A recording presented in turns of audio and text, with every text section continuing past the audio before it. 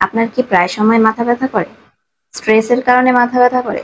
ঘুম থেকে ওঠার ফলে, ভুল পজিশনে শোয়ার ফলে মাথা ব্যথা করে অথবা ঘাড়ে ব্যথা করে?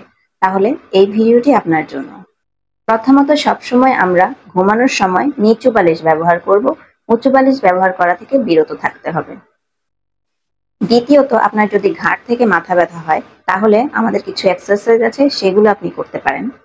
সেগুলো করলে অবশ্যই আপনার ব্যথা ইনস্ট্যান্ট কিছুটা হলেও কমে যাবে।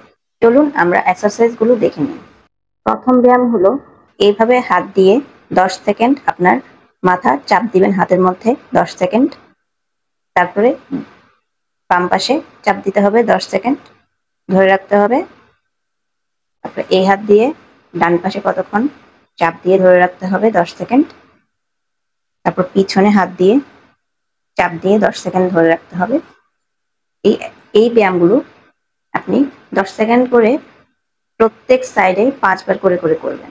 আরেকটা মাসাজ রয়েছে যেটা করলে আপনার ইনস্ট্যান্ট মাথা ব্যথা কিছুটা কমবে। এটা হলো ঘাড়ের এই সাইডে এখানে ধরে আড়াআড়ি ভাবে ডানে বামে একটু প্রেসার দিয়ে করতে হবে, জোরে জোরে মাসাজ করতে হবে।